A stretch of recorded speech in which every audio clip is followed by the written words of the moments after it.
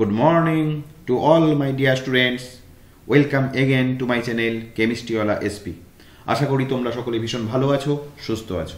আমাদের চ্যানেলে বিভিন্ন টেস্ট পেপার থেকে ফিজিক্যাল সায়েন্সের যে ফুল পেপার সলভ চলছে, পর্ব চলছে। আজ পেজ নাম্বার 267 দেখতেই পাচ্ছ তোমরা।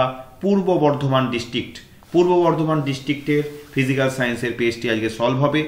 আজকে ক বিভাগ, খ বিভাগ, গ বিভাগ এই তিনটে বিভাগ সলভ হবে। তোমরা জানো এখন ঘ বিভাগটা আপাতত আমি স্টে রাখছি। কিছুদিন পর থেকে ঘ বিভাগটাও শুরু করব। তো আজকে কিন্তু ক থেকে শুরু হচ্ছে না, আজকে উল্টো শুরু হবে।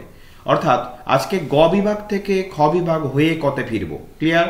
আজকে বড় প্রশ্নগুলো আগে করে নেব, তারপর খ বিভাগ করব, একদম শেষে আমরা এমসিকিউ পর্বে ফিরবো। ওকে, তো ভিডিওটি স্কিপ না করে প্রথম থেকে শেষ পর্যন্ত দেখবে। এখানে আমার ভিডিওতে আমি শুধু তোমাদের সমাধান দেব না, প্রশ্নের উত্তর দেব না, প্রত্যেকটি প্রশ্নের উত্তর সুন্দরভাবে বুঝিয়ে দেব এবং সেই প্রশ্নটার সাথে সংশ্লিষ্ট অন্যান্য তথ্যও তোমাদের আমি দেব। ফলে ভিডিওটা দেখলে তোমরা শুধু এই পেজটির উত্তরই জানতে পারবে না, এর সঙ্গে সেই প্রশ্নের সঙ্গে জুড়ে থাকা নানান প্রশ্নের উত্তর তোমরা জানতে পারবে। ওকে, তাহলে ভিডিওটি স্কিপ না করে প্রথম থেকে শেষ পর্যন্ত দেখো। আর ভিডিওটি যদি ভালো লাগে অবশ্যই লাইক, কমেন্ট, শেয়ার করো এবং যে সমস্ত স্টুডেন্টরা এখনো আমার চ্যানেলটি সাবস্ক্রাইব করোনি অবশ্যই এক্ষুনি সাবস্ক্রাইব করে দাও। ওকে, তো চলো সরাসরি চলে যাই আমরা 267 পেজ এবিটিএ পূর্ব বর্ধমান ডিস্ট্রিক্ট। একদম শেষে একটা কথা বলে শুরু করি যে এবিটিএ অল বেঙ্গল টিচার্স অ্যাসোসিয়েশনকে আমার চ্যানেলের তরফ থেকে কৃতজ্ঞতা জানাচ্ছি এবং যে সম্মানীয় শিক্ষক বা শিক্ষিকা এই পেজটি করেছেন যারা, তাদেরকে আমি সশ্রদ্ধ প্রণাম জানাচ্ছি আমার চ্যানেল এবং আমার সকল ছাত্রছাত্রীদের তরফ থেকে। তো চলো শুরু করা যাক আজকের সমাধান পর্ব। দেখো, একদম প্রথমে বিভাগ গ 3 প্রশ্ন। এখানে মোট 9টি প্রশ্নের উত্তর করতে হয়, তোমরা জানো। প্রত্যেকটি প্রশ্নের পূর্ণমান থাকে 2 এবং এই প্রশ্নগুলো যেহেতু একটু বড় সেই জন্য আমি প্রথমে তোমাদের যে তথ্যমূলক প্রশ্নগুলো আছে সেগুলো তথ্য আমি প্রথমে স্ক্রিনে লিখে নিয়ে তোমাদের তারপরে বুঝিয়ে দেব। কারণ তোমাদেরকে স্ক্রিনে রেখে আমি যদি লিখতে শুরু করি তাহলে সময়টা অযথা নষ্ট হবে, ভিডিওটা অত্যাধিক বড় হয়ে যাবে, তোমাদেরও এই সময়ের ভীষণ মূল্য। তাই আমি প্রত্যেকটা প্রশ্ন প্রথমে লিখে নিয়ে বাকিটা তোমাদের বোঝাবো। আর যে সমস্ত অঙ্ক বা এই জাতীয় যেগুলো বুঝতে হবে, বোঝার জিনিস, সেইগুলো কিন্তু আমি শুরু থেকেই বুঝিয়ে দেবো। ওকে, তো দেখো প্রথমেই 3.1 জীবাশ্ম জ্বালানির অতিরিক্ত ব্যবহারের 2টি কুফল লেখো। এই প্রশ্নটা আগে লিখে নিচ্ছি, তারপরে তোমাদের সঙ্গে আলোচনায় আসছি। দেখো, আমি এখানে দুটো পয়েন্ট লিখে নিলাম, 2টি কুফল। তোমরা ভিডিওটা পজ করে এই দুটো পয়েন্ট খাতায় লিখে নিও, সুন্দর করে দুটো লিখে দিয়েছি। দেখো, 1 নম্বর, জীবাশ্ম জ্বালানির অসম্পূর্ণ দহনের ফলে উৎপন্ন হয় অত্যন্ত বিষাক্ত কার্বন মনোক্সাইড। বাতাসে এই কার্বন মনোক্সাইড গ্যাসের উপস্থিতি আমাদের শ্বাসকষ্ট, মাথা ধরা, বমি বমি ভাব সৃষ্টি করে। এমনকি অতিরিক্ত কার্বন মনোক্সাইড মানুষের মৃত্যু পর্যন্ত ঘটাতে পারে। ক্লিয়ার? আর আরও একটা জিনিস এই প্রসঙ্গে বলে দিই, কার্বন মনোক্সাইড আমাদের রক্তের হিমোগ্লোবিনের সঙ্গে কার্বক্সি হিমোগ্লোবিন তৈরি করে, যে কারণে, এবং সেটা কিন্তু স্থায়ী হয়ে যায়, যে কারণে কি হয়, রক্তে হিমোগ্লোবিনের পরিমাণ কমে যায়, যে কারণে দেখবে অনেক সময় যারা অতিরিক্ত ধূমপান করেন তাদের ফুসফুস ঘটিত সমস্যা সৃষ্টি হয়, শ্বাসকষ্ট হয়। 2 নম্বর, দেখো, এই জ্বালানির দহনে উৎপন্ন carbon dioxide, nitrous oxide, sulphur dioxide, sulphur trioxide ইত্যাদি গ্যাসগুলি বাতাসে উপস্থিত জলীয় বাষ্পের সাথে বিক্রিয়ায় বিভিন্ন ধরনের অ্যাসিড যেমন carbonic acid, nitric acid, sulphurous acid, sulphuric acid ইত্যাদি অ্যাসিড উৎপন্ন করে। এর দ্বারা অ্যাসিড বৃষ্টি হয়, যা পরিবেশের উপর কুপ্রভাব সৃষ্টি করে। তোমরা জানো অ্যাসিড বৃষ্টির পরিবেশের উপর কুপ্রভাব রয়েছে। তাহলে এই দুটো ঘটনাই কিন্তু জীবাশ্ম জ্বালানির অতিরিক্ত ব্যবহারের ফলেই ঘটে। ক্লিয়ার? সুন্দর করে দুটো পয়েন্ট লিখে দিলাম। চলো পরের প্রশ্নে যাই।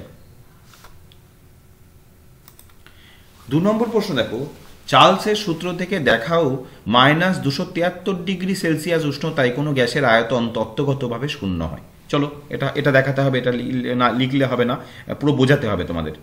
ধরো আমি সুন্দর করে বুঝিয়ে দিচ্ছি, ভালো করে দেখো। ধরা যাক স্থির চাপে, কথাগুলো কিন্তু লিখে নেবে, যেমন চার্লসের সূত্রে চাপ স্থির থাকে। স্থির চাপে নির্দিষ্ট ভরের কোনো গ্যাসের, একটা কথাও বাদ দিলে চলবে না, নির্দিষ্ট ভরের কোনো গ্যাসের 0 ডিগ্রি সেলসিয়াস উষ্ণতায় আয়তন সমান V0। ওকে, V0। এইবার এখন 1 ডিগ্রি সেলসিয়াস উষ্ণতা হ্রাস করলে সূত্রে কি বলছে যে প্রতি ডিগ্রি সেলসিয়াস উষ্ণতা বৃদ্ধি বা হ্রাস করলে তার আয়তন 0 ডিগ্রি সেলসিয়াস উষ্ণতার আয়তন অপেক্ষা 1/273 অংশ হারে বৃদ্ধি পায় বা হ্রাস পায়। তাহলে এখন যেহেতু 1 ডিগ্রি সেলসিয়াস উষ্ণতা হ্রাস করছি, তাহলে হ্রাস করলে আয়তন হ্রাস পাবে কত? আয়তন হ্রাস পাবে 0 ডিগ্রি সেলসিয়াস উষ্ণতায় যা আয়তন ছিল অর্থাৎ V0 তার 1/273। তাহলে এতটা কি হলো? কমে গেল। তাহলে এতটা কমে গেল আয়তন। সুতরাং 1 ডিগ্রি সেলসিয়াস উষ্ণতায় আয়তন হবে কত? আয়তন হবে, ভালো করে বুঝে নাও, আয়তন ছিল কত 0 ডিগ্রি সেলসিয়াসে? V0। তাহলে 1 ডিগ্রি সেলসিয়াসে এতটা কমে গেল। তাহলে এখন আয়তন হলো V0 মাইনাস V0 ইন্টু 1/273। এখান থেকে V0টা কমন নাও, তাহলে 1 মাইনাস 1/273। বোঝা গেল? সুতরাং যদি T ডিগ্রি সেলসিয়াস উষ্ণতা হ্রাস করা যায়, T ডিগ্রি সেলসিয়াস উষ্ণতা হ্রাস করলে তাহলে আয়তন হবে কত? আয়তন হবে T ডিগ্রি সেলসিয়াস উষ্ণতা হ্রাস করলে আয়তন হবে V0 ইন্টু 1 মাইনাস T/273। বুঝে গেল? তাহলে এখানে বলেছে -273 ডিগ্রি সেলসিয়াস উষ্ণতায়। সুতরাং তাহলে এখানে -T ডিগ্রি লিখতে পারো। তাহলে -273 ডিগ্রি সেলসিয়াস উষ্ণতায় তাহলে আয়তন হবে কত? আয়তন হবে V সাফিক্সে -273 সমান সমান V0 ইন্টু 1 মাইনাস 273/273। তার মানে সমান V0 ইন্টু 1 মাইনাস 1, তার মানে V0 ইন্টু 0, তার মানে কত? 0। তাহলে পরিষ্কার দেখতে পেলে আমি শুরু থেকে বুঝিয়ে দিলাম, সুন্দর করে আরেকবার বুঝিয়ে দিই। ধরা যাক স্থির চাপে নির্দিষ্ট ভরের কোনো গ্যাসের 0 ডিগ্রি সেলসিয়াস উষ্ণতায় আয়তন V0। তাহলে 1 ডিগ্রি সেলসিয়াস উষ্ণতা হ্রাস করলে তার আয়তন হ্রাস পাবে সূত্র অনুযায়ী V0 ইন্টু 1/273। তাহলে 1 ডিগ্রি সেলসিয়াস উষ্ণতায় -1 ডিগ্রি সেলসিয়াস উষ্ণতায় আয়তন হবে কত? V0 মাইনাস এটা ছিল আর এটা কমে গেল, তাহলে এখন আয়তন হলো V0 minus V0 into 1/273। V0 common নাও, 1 মাইনাস 1/273। তাহলে এরকমভাবে যদি T ডিগ্রি সেলসিয়াস উষ্ণতা কমিয়ে দেওয়া হয়, অর্থাৎ -T ডিগ্রি সেলসিয়াস উষ্ণতায় আয়তন হবে কত? V0 ইন্টু 1 মাইনাস T, এখানে T বসে যাবে, যত কমানো হবে সেই সংখ্যাটা এখানে বসে যাবে T/273। তাহলে স্বাভাবিকভাবে -273 ডিগ্রি সেলসিয়াস উষ্ণতা আয়তন হবে সমান সমান V0 ইন্টু 1 মাইনাস 273/273। এটা কেটে গেল, 1 হলো। তাহলে V0 into 1 minus 1 that is V0 into 0 that is 0। সুতরাং দেখালাম, পরিষ্কার দেখালাম যে -273 ডিগ্রি সেলসিয়াস উষ্ণতায় কি হলো? কোনো গ্যাসের আয়তন তত্ত্বগতভাবে শূন্য। আয়তন তত্ত্বগতভাবে, বাস্তবে কি হলো পরের কথা, এখানে অ্যাকর্ডিং টু ইনফরমেশন তত্ত্বগতভাবে কি হলো? শূন্য হলো, শূন্য হয়ে যায়, সেটা প্রমাণ হয়ে গেল। বুঝতে পারলে? এটা কিন্তু পরীক্ষায় আসতে পারে। এইভাবে সুন্দর করে আমি তোমাদের বুঝিয়ে দিলাম, দুবার করে বুঝিয়ে দিলাম, ভালো করে একটু দেখো, একটু প্র্যাকটিস করো। চলো নেক্সট প্রশ্ন দেখো। এবার খুব সুন্দর একটি অঙ্ক, এই অঙ্কটি ভালো করে শেখাচ্ছি, তোমাদের শিখে নাও। স্থির উষ্ণতায় নির্দিষ্ট ভরে কোনো গ্যাসের এত মিলিমিটার পারস্তম্ভের চাপে আয়তন 4 লিটার হলে 2 বায়ুমণ্ডলীয় চাপে গ্যাসটির আয়তন কত হবে? এখানে ভালো করে খেয়াল করো, উষ্ণতা স্থির। যেই উষ্ণতা স্থির, আমরা জানি বয়েলের সূত্র আর চার্লসের সূত্র, এই দুটো মাথার মধ্যে ঘোরে আমাদের। তাহলে উষ্ণতা যখন স্থির, সঙ্গে সঙ্গে আমরা ধরে নিলাম এটা কি? এটা বয়েলের সূত্র, তাই না? বয়েলের সূত্রে কি থাকে? উষ্ণতা স্থির থাকে। তাহলে এটা স্ট্রাইক করলো, এটা বয়েলের সূত্র। বয়েলের সূত্রে এবার সমীকরণটা কি? বয়েলের সূত্রে সমীকরণ হচ্ছে P1 V1 সমান সমান P2 V2। ব্যাস, চলে আসো। P1 এখানে কত? P1 এখানে কত বসিয়ে নাও, 760 মিলিমিটার mmHg। এটা আয়তন কত? V1 সমান সমান কত? 4 লিটার। যেগুলো দিয়েছে সেগুলো বসিয়ে নিলাম। তাহলে 2 বায়ুমণ্ডলীয় চাপে, তাহলে এটা 2 বায়ুমণ্ডলীয় চাপ, তাহলে এটা আবার ATM, একটা mmHg একটা ATM, ভালো করে খেয়াল করো। তাহলে গ্যাসটির আয়তন কত হবে। এইটাই হচ্ছে চালাকি, এইটা কিন্তু স্টুডেন্টদের ধরতে হবে। দেখো একটা 760 mmHg দিয়েছে, একটা ATM দিয়েছে। এবার যারা মানে একদম মনের সুখে বসিয়ে দিল, সব পেয়ে গেছি, 3টে পেয়ে গেছি, বসিয়ে দাও এখানে, দিয়ে V2 বের করে দাও, তাহলে অঙ্কটা কিন্তু 0 হবে।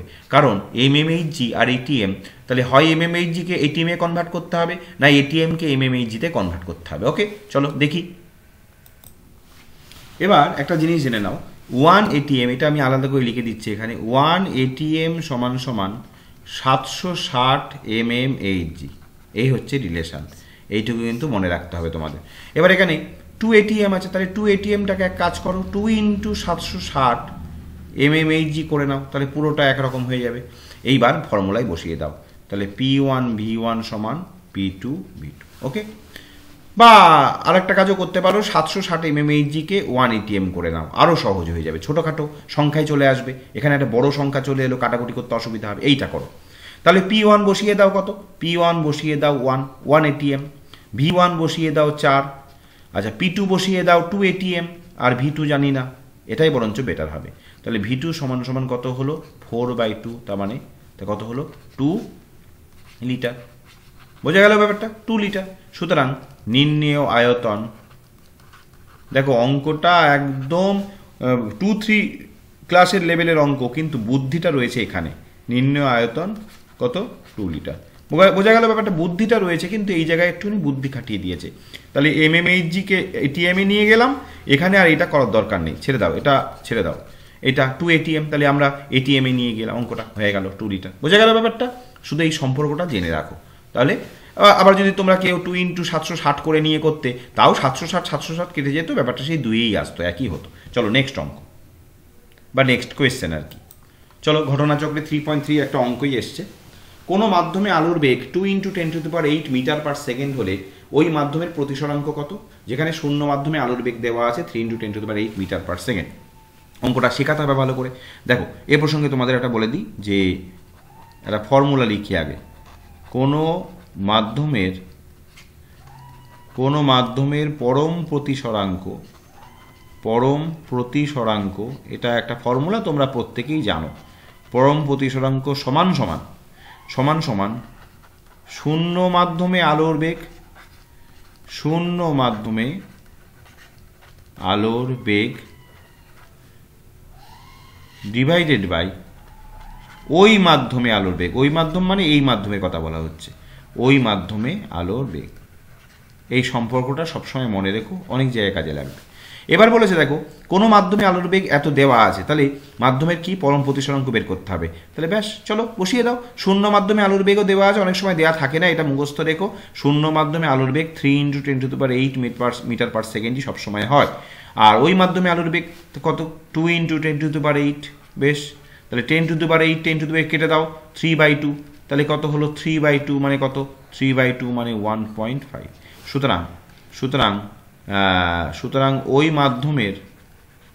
সুতরাং ওই মাধ্যমের প্রতিসরাঙ্ক কত হবে, ওই মাধ্যমের প্রতিসরাঙ্ক কত বেরোলো, প্রতিসরাঙ্ক বেরোলো 1.5।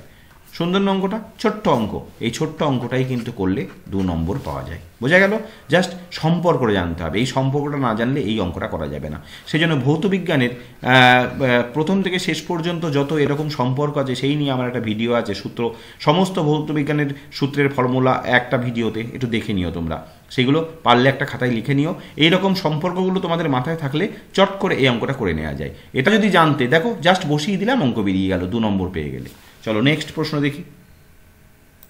দেখো আরও একটি অঙ্ক, এই পেজটিতে বেশ কয়েকটি অঙ্ক রয়েছে। 3.4-এ 12 ওহম রোধ বিশিষ্ট কোনো পরিবাহীর ভিতর দিয়ে 0.5 অ্যাম্পিয়ার তড়িৎ প্রবাহিত হচ্ছে, ওই পরিবাহীর 2 প্রান্তের বিভব প্রভেদ কত। একটা কথা তোমাদের আমি বলি, অঙ্কটা তো পড়লাম আমি, একটা কথা বলি, সেটা হলো অঙ্কটা কিন্তু যারা পারে তাদের কাছে অত্যন্ত সহজ একটি অঙ্ক, কিন্তু অনেকের কাছে কঠিন লাগবে। এই অঙ্কটা অ্যাকচুয়ালি দাঁড়িয়ে আছে কিসের উপর জানো, একটা ছোট্ট ফর্মুলার উপর। সেই ছোট্ট ফর্মুলাটা যারা জানে তাদের কাছে এই অঙ্কটা কিচ্ছু না। সেই ফর্মুলাটা কিছুক্ষণ আগের অঙ্কটাতেও তোমাদের আমি বলেছি যে ভৌতবিজ্ঞানের অঙ্ক মূলত সূত্রের ফর্মুলার উপর ডিপেন্ড করে, আর কিচ্ছু লাগে না এক্সট্রা, বুদ্ধি খাটানোর কোনো জায়গা নেই, কোনো দরকার নেই। তাহলে দেখো এই অঙ্কটা যেটার উপর দাঁড়িয়ে আছে সেটা হচ্ছে ওহমের সূত্রের ফর্মুলা। ওহমের সূত্রের সমীকরণ জানলেই অঙ্কটা করা যাবে। এখন ওহমের সূত্রের সমীকরণ কি? ওহমের সূত্রের সমীকরণ হচ্ছে ভি সমান সমান I into R. Okay, V সমান আই ইন্টু আর। এখানে দেখো কি কি দিয়েছে, ওহম দিয়েছে 0.5, ভি চেয়েছে ওই পরিবাহের দুই প্রান্তের বিভব প্রভেদ কত, তাহলে ভি মানেই বিভব প্রভেদ সেটা জানি না, বের করতে হবে। আই কত, আই প্রবাহ মাত্রা 0.5 অ্যাম্পিয়ার, এইগুলো বসিয়ে নিচ্ছি। আর আর কত দেখো, আরও দিয়ে দিয়েছে 12 ওহম, সব দেওয়া আছে। তাহলে সুতরাং ভি সরাসরি বসিয়ে দাও 0.5 ইন্টু 12, 0.5 ইন্টু 12 মানে 5/10 ইন্টু 12, তার মানে কত হচ্ছে 5/10 ইন্টু 12, তাহলে 2 6, তাহলে কত হচ্ছে। এবার ভি বেরিয়েছে, ভি এর একক, তাহলে এটাও দেখো অ্যাম্পিয়ার আর ওহম, তাহলে সব এসআই একক, এসআই একক, তাহলে স্বাভাবিকভাবে বিভব প্রভেদের এসআই একক লিখতে হবে। বিভব প্রভেদের এসআই একক কি? বিভব প্রভেদের এসআই একক ভোল্ট। সুতরাং ভি কত বেরোলো? ভি বেরোলো 6 ভোল্ট। তাহলে অঙ্কটা কত বড় অঙ্ক, ছোট্ট অঙ্ক, কিন্তু কত নম্বর পাবে? 2 নম্বর পাবে। তাহলে এই যে অঙ্কটা ছোট্ট, জাস্ট বসালে আর উত্তর বেরিয়ে গেল, এটা কার উপর দাঁড়িয়ে আছে? এই সমীকরণটার উপর দাঁড়িয়ে আছে। তাহলে সমীকরণটা জানা দরকার, বোঝা গেল ব্যাপারটা? এরকম ছোট ছোট অঙ্ক কিন্তু তোমাদের মাধ্যমিক পরীক্ষায় থাকবে, সেগুলো করতে হবে। তার জন্য তোমাদের আগে এই ছোট ছোট সম্পর্কের সমীকরণগুলো একটু দেখতে হবে, ভালো করে মুখস্থ করতে হবে। ওকে, চলো নেক্সট কোয়েশ্চেন দেখি কি আছে। দেখো ভীষণ সুন্দর একটি প্রশ্ন, তড়িৎচালক বল ও বিভব প্রভেদের মধ্যে একটি সাদৃশ্য ও একটি বৈসাদৃশ্য লেখো। অর্থাৎ একটি মিল লিখতে হবে আর একটি অমিল লিখতে হবে। চলো দেখি, তাহলে প্রথমে সাদৃশ্য। সাদৃশ্য চলো দেখি এই দুটোর মধ্যে কি সাদৃশ্য আছে। আচ্ছা চলো আগে লিখে নিই, তারপর তোমাদের সুবিধা হবে, নাহলে সময় নষ্ট হবে। দেখো সাদৃশ্য কি? তড়িৎচালক বল এবং বিভব প্রভেদ উভয়েরই একক ভোল্ট। মূলত বৈসাদৃশ্যই বেশি আছে, আমি তবু একটা সাদৃশ্য লিখলাম, এছাড়া খুঁজলে হয়তো ভাবলে হয়তো পাওয়া যাবে আরও। একটি বলেছে, একটি লিখলাম। আর বৈসাদৃশ্য প্রচুর আছে। কোনো তড়িৎ কোষের মুক্ত বর্তনীতে দুই তড়িৎদ্বারের মধ্যে বিভব পার্থক্যকে বলে তড়িৎচালক বল। অর্থাৎ যদি ওপেন সার্কিট হয়, সার্কিট যদি পুরোটা ক্লোজ সার্কিট না হয়, ওপেন সার্কিট হয়, তখন দুই তড়িৎদ্বার ক্যাথোড আর অ্যানোড তড়িৎদ্বারের মধ্যে বিভব পার্থক্যকে বলে তড়িৎচালক বল। আর যদি বদ্ধ বর্তনী হয়, অর্থাৎ সার্কিট ফুললি ক্লোজড হয়, বদ্ধ বর্তনীতে দুই তড়িৎদ্বারের মধ্যে বিভব পার্থক্যকে বলে বিভব প্রভেদ। ওকে, এছাড়াও অনেক পার্থক্য রয়েছে, যে তড়িৎচালক বলের মান সর্বদা বিভব প্রভেদ অপেক্ষা বেশি হয়, আর বিভব প্রভেদের মান সর্বদা তড়িৎচালক বল অপেক্ষা কম হয়। ওকে, তড়িৎচালক বল মাপা হয় পোটেনশিওমিটার নামক যন্ত্রের সাহায্যে, বিভব প্রভেদ মাপা হয় ভোল্ট মিটার নামক যন্ত্রের সাহায্যে। ওকে, তাহলে মোটামুটি দুটো বলেছে, দুটো আমি লিখে দিলাম, বাকিগুলো বলে দিলাম। তোমাদের যেটা ভালো লাগে সেটা লিখতে পারো, কোনো অসুবিধা নেই। একটি সাদৃশ্য একটি বৈসাদৃশ্য বলেছে। চলো নেক্সট প্রশ্নে দেখি। দেখো 3.5, আয়নীয় যৌগগুলি কঠিন অবস্থায় তড়িৎ পরিবহন করে না, কিন্তু গলিত বা জলে দ্রবীভূত অবস্থায় তড়িৎ পরিবহন করে কেন? এর উত্তরটা হচ্ছে, চলো এর উত্তরটাও লিখে নিই আগে, তারপরে বলছি তোমাদের। চলো আমি লিখে নিলাম, লিখে নিয়ে এবার তোমাদের আমি বোঝাচ্ছি। দেখো আয়নীয় যৌগগুলি কঠিন কেলাসাকার গঠনে থাকে। তোমরা জানো আয়নীয় যৌগগুলি কঠিন কেলাসাকার রূপে থাকে। এই কেলাসে বিপরীত তড়িৎগ্রস্ত ক্যাটায়ন এবং অ্যানায়নের মধ্যে তীব্র তড়িতাকর্ষণ ধর্মী স্থির তড়িতাকর্ষণ বল কাজ করে। তোমরা জানো ক্যাটায়ন এবং অ্যানায়নগুলো পরস্পরকে তীব্র তড়িতাকর্ষণ ধর্মী স্থির তড়িতাকর্ষণ বল দ্বারা একে অপরকে আকর্ষণ করে রাখে। ফলে মুড়ির মোয়ার মতন জোটবদ্ধ অবস্থায় অত্যন্ত শক্তিশালীভাবে তারা পরস্পর থাকে, যে কারণে আয়নগুলো একে অপরকে এত তীব্র আকর্ষণে টেনে ধরে রাখে, যে কারণে আয়নগুলোর গতিশীলতা প্রায় থাকে না বললেই চলে। এখন গতিশীলতা যদি না থাকে, তড়িৎ পরিবহন করার ক্ষমতা থাকবে না। এইবার যখন গলিত করা হলো, গলানো হলো, তখন তাপ প্রয়োগ করা হলো। আবার জলে দ্রবীভূত যখন করা হলো, তখন জলের একটা বিশেষ গুণ আছে, সেটা হচ্ছে জলের পরাবৈদ্যুতিক ধ্রুবক। এটা তোমরা জানবে যদি কখনো পরে বলি, অন্য জায়গায় ডিটেলসে বলার সুযোগ থাকে, সেটা বোঝাবো। পরাবৈদ্যুতিক ধ্রুবক সেটা খুব শক্তিশালী জলের, যে কারণে জল বেশিরভাগ যৌগকে দ্রবীভূত করতে পারে। যাই হোক, জলের শক্তিশালী পরাবৈদ্যুতিক ধ্রুবক মানের কারণে আয়নীয় যৌগে এই বিপরীত তড়িৎগ্রস্ত আয়নগুলির মধ্যে আকর্ষণ বলটা দুর্বল হয়ে যায়। ফলে ক্যাটায়ন আয়নের মধ্যে আকর্ষণ বল দুর্বল হয়ে গেলে তারা পরস্পর থেকে দূরে সরে গেল। দূরে সরে গেলে তারা কি হলো? তারা আগের থেকে গতিশীল হলো। তাহলে গতিশীল হলেই, তাহলে যেহেতু পরস্পর থেকে দূরে সরে যাওয়ার ফলে গতিশীল হয়ে গেল, যে কারণে তড়িৎ পরিবহন করতে পারলো। খুব সুন্দর করে আমি নোট আকারে লিখে দিলাম, তোমরা খাতায় লিখে নিও। এই প্রশ্নটার খুব সুন্দরভাবে উত্তর আমি লিখে দিলাম, আমি বুঝিয়েও দিলাম। এই জন্য আয়নীয় যৌগগুলি কঠিন অবস্থায় তড়িৎ পরিবহন করতে পারে না, কিন্তু গলিত বা জলে দ্রবীভূত অবস্থায় তড়িৎ পরিবহন করতে পারে। ওকে, চলো নেক্সট কোয়েশ্চেন দেখি। আচ্ছা, এবারের প্রশ্নটা দেখো, সমযোজী এক বন্ধন ও সমযোজী দ্বিবন্ধনযুক্ত মৌলিক অণুর একটি করে উদাহরণ দাও। দেখো ছোট্ট ছোট্ট প্রশ্ন, এটা লিখলেই কিন্তু 2 নাম্বার পাওয়া যাবে। এই প্রশ্নের উত্তর দিতে পারলেই 2 নাম্বার। তাহলে সমযোজী, অথচ প্রশ্নটার উত্তর দেখবে ভীষণ সহজ। সমযোজী এক বন্ধন, এবার তবে একটা জিনিস খেয়াল করো, হইচই করলে হবে না। সমযোজী এক বন্ধন মৌলিক অণু বলেছে, এখানে যৌগিক পদার্থ টদার্থ লিখে দিয়ে চলে আসলে কিন্তু কেটে দেবে। সমযোজী এক বন্ধন যুক্ত, সমযোজী এক বন্ধন যুক্ত মৌলিক অণু কি আছে? সমযোজী এক বন্ধন যুক্ত মৌলিক অণু অবশ্যই আছে হাইড্রোজেন। হাইড্রোজেন, কারণ তোমরা জানো হাইড্রোজেন, এই যে দুটো হাইড্রোজেন অণুতে দুটো হাইড্রোজেন পরমাণুর মধ্যে এই যে এক বন্ধন, তাহলে সমযোজী এক বন্ধনযুক্ত মৌলিক অণু। একই রকমভাবে সমযোজী দ্বিবন্ধনযুক্ত, সমযোজী দ্বিবন্ধনযুক্ত মৌলিক অণু কি আছে? দেখো সমযোজী দ্বিবন্ধনযুক্ত মৌলিক অণু আছে অক্সিজেন, কারণ তোমরা জানো অক্সিজেন অণুতে দুটো অক্সিজেন পরমাণুর মধ্যে এরকম ডবল বন্ড থাকে, দ্বিবন্ধন থাকে। এ প্রসঙ্গে আর একটা কথা জানিয়ে দিই তোমাদের, এই প্রশ্নের বাইরে ব্যাপারটা জানিয়ে দিই। সমযোজী তিনটেই জেনে রাখো, ত্রিবন্ধনযুক্ত মৌলিক অণু হলে সেটা কি হবে? অনেকে নিশ্চয়ই জানো, এখানে যারা আছো অনেকেই নিশ্চয়ই জানো, সেটা হলো নাইট্রোজেন। কারণ তোমরা জানো দুটো নাইট্রোজেন অণুতে দুটো নাইট্রোজেন পরমাণুর মধ্যে ত্রিবন্ধন থাকে। এই ত্রিবন্ধন থাকার কারণে নাইট্রোজেন রাসায়নিকভাবে নিষ্ক্রিয় হয়, কারণ এই ত্রিবন্ধন অত্যন্ত শক্তিশালী। দ্বিবন্ধনের থেকে শক্তিশালী, আবার দ্বিবন্ধন এক বন্ধনের থেকে শক্তিশালী, যে কারণে যে কোনো রাসায়নিক বিক্রিয়ায় এই ত্রিবন্ধনকে ভাঙা খুব কঠিন হয়, যে কারণে নাইট্রোজেন রাসায়নিকভাবে নিষ্ক্রিয় হয়। ঠিক আছে, সহজে কোনো রাসায়নিক বিক্রিয়ায় নাইট্রোজেন অংশগ্রহণ করে না, যে কারণে আগেকার দিনে বৈদ্যুতিক বাল্বের মধ্যে এই নিষ্ক্রিয় নাইট্রোজেন থাকতো। ক্লিয়ার? যাই হোক, তাহলে এই প্রসঙ্গক্রমে আমি এক বন্ধন, দ্বিবন্ধন, ত্রিবন্ধন তিনটেই বলে দিলাম। চলো নেক্সট প্রশ্ন দেখি। দেখো তাহলে কোয়েশ্চেন নাম্বার 3.6, স্পর্শ পদ্ধতিতে H2SO4 তৈরির সময় SO3 সালফার ট্রাইঅক্সাইড গ্যাসকে সরাসরি জলে দ্রবীভূত করে H2SO4 তৈরি করা হয় না কেন? এর অনেক কারণ রয়েছে। কারণগুলো আগে আমি একটু লিখে নিই, তারপর তোমাদের বোঝাচ্ছি। প্রথম কারণ যেটা সেটা হলো, তাহলে তিনটে পয়েন্ট এখানে লিখে দিলাম। দেখো 1 নম্বর পয়েন্ট, SO3 জলে মেশালে প্রচুর SO3 কে আমি যখনই জলে মেশাচ্ছি, এটা তাপমোচী বিক্রিয়া হওয়ার জন্য প্রচুর পরিমাণে তাপ উৎপন্ন হয়, যে তাপের ফলে জলে SO3 দ্রাব্যতা হ্রাস পায়।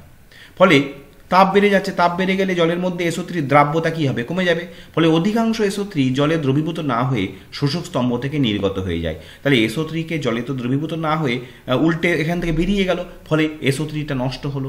ফলে আমাদের যে মূল উদ্দেশ্য H2SO4 তৈরি করা, সেই উদ্দেশ্যটা বিঘ্নিত হলো। 2 নম্বর দেখো, যে প্রচুর পরিমাণে তাপ উৎপন্ন হচ্ছে, তার ফলে H2SO4টা তৈরি হচ্ছে, তার কিছু অংশ SO3 ও জলীয় বাষ্পের সাথে মিশে ঘন কুয়াশার সৃষ্টি করে।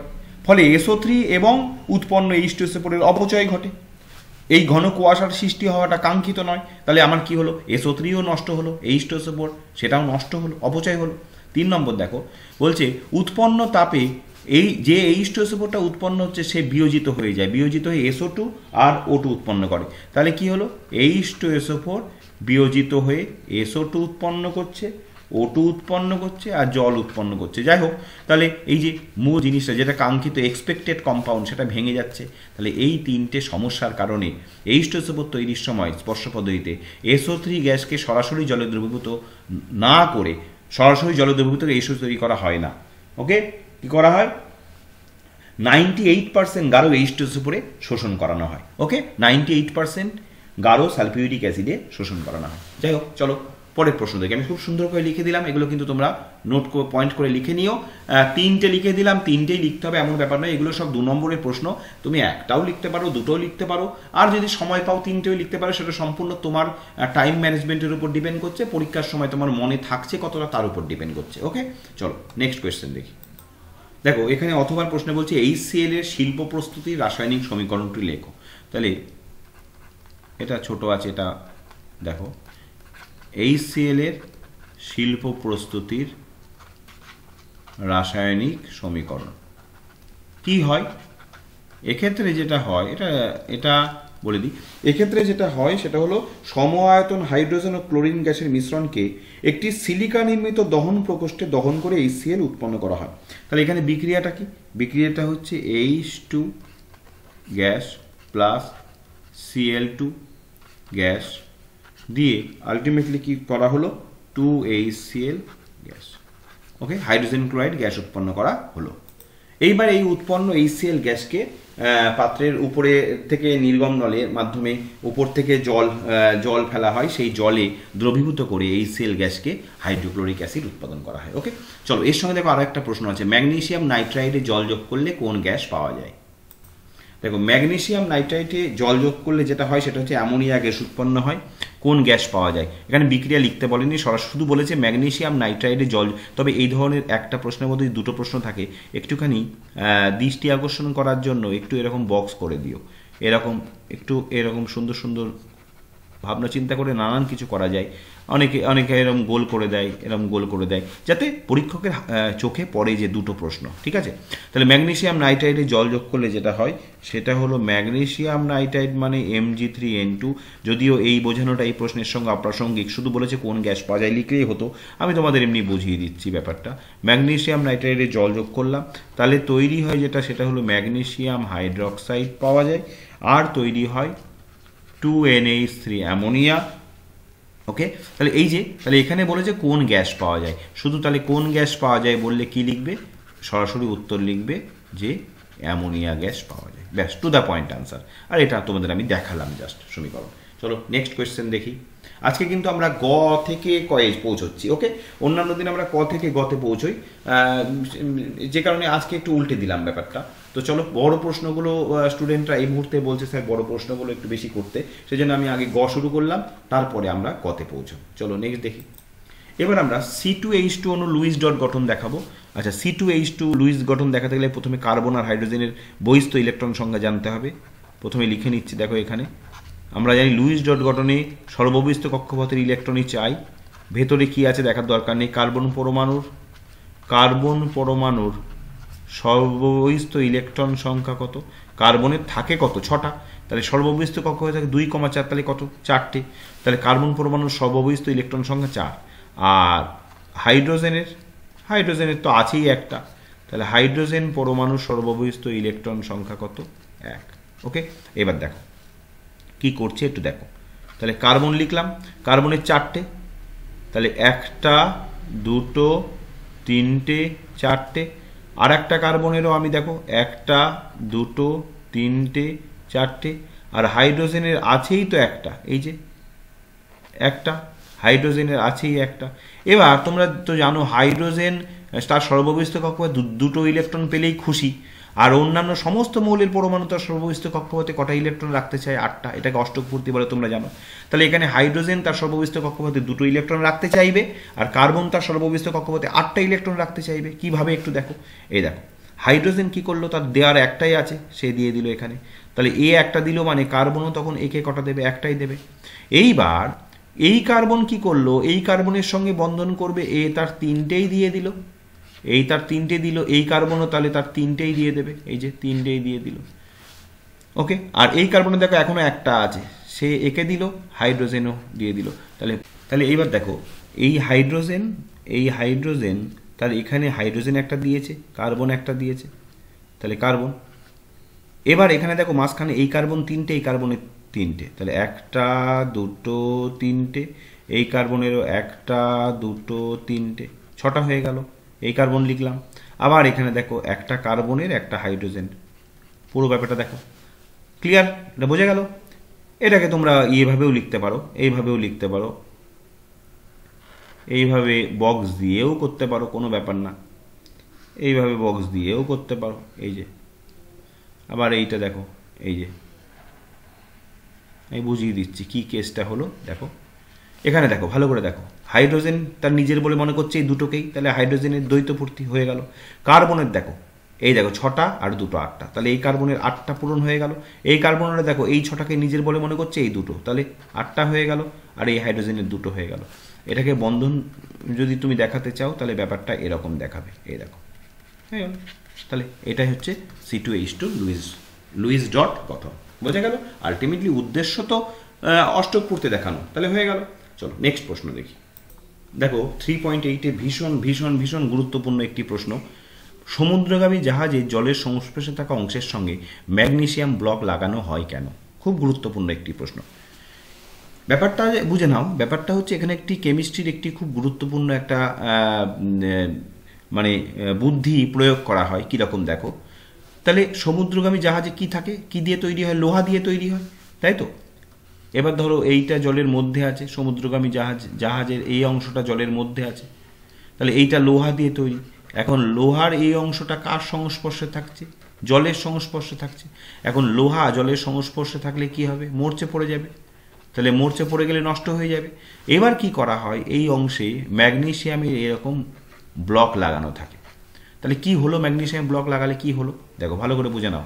আমি এখানে নোট ফর্মে লিখে দিচ্ছি না, এমনি বোঝাচ্ছি তোমাদের। দেখো এবার এটা কি, ধাতুর সক্রিয়তা শ্রেণী। খুব গুরুত্বপূর্ণ একটা জিনিস বুঝে নাও তোমরা, ধাতুর সক্রিয়তা শ্রেণী বা তড়িৎ রাসায়নিক শ্রেণী। এবার ধাতুর সক্রিয়তা শ্রেণীতে কি হয়, মাঝামাঝি জায়গায় হাইড্রোজেন থাকে, তার উপরে যত উপরে যাওয়া যায় তত সক্রিয় ধাতু থাকে, আর যত নিচে যাওয়া যায় তত নিষ্ক্রিয় ধাতু থাকে। ঠিক আছে, সবার উপরে পটাশিয়াম থাকে, তাহলে পটাশিয়াম সবচেয়ে সক্রিয় ধাতু।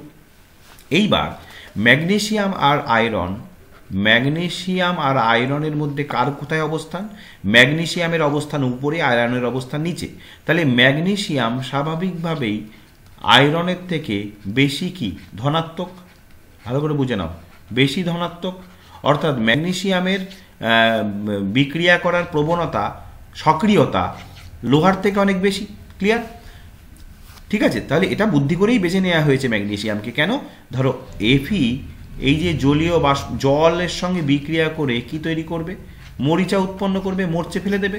তাই এই এই আয়রন লোহার থেকে বেশি সক্রিয় ম্যাগনেসিয়াম যদি সেখানে উপস্থিত থাকে, তাহলে এই জলীয় বাষ্প, অন্যান্য মরিচা উৎপন্নকারী সৃষ্টিকারী পদার্থগুলো লোহাকে আক্রমণ না করে তখন বেশি সক্রিয় কাকে আক্রমণ করবে? ম্যাগনেসিয়ামকে আক্রমণ করবে। তাহলে ম্যাগনেসিয়ামগুলোকে যদি আক্রমণ করে তাহলে এই ম্যাগনেসিয়ামের ব্লকগুলো নষ্ট হয়ে যাবে। তাহলে ম্যাগনেসিয়াম ব্লকগুলো নষ্ট হয়ে গেলে তখন কিছুদিন পর পর এই ব্লকগুলো চেঞ্জ করে ফেলবো। তাহলে মূল ব্যাপারটা দেখা গেল দৃষ্টি পরিবর্তন করা হলো। তাহলে মূল যে লোহার যে কাঠামোটা সেটা অক্ষত রয়ে গেল, তাই না? তাহলে এখানে মূল জাহাজের মূল অংশটা কি দিয়ে তৈরি ছিল? লোহা। তাহলে লোহাকে আক্রমণ না করে করলো কাকে? এমজিকে।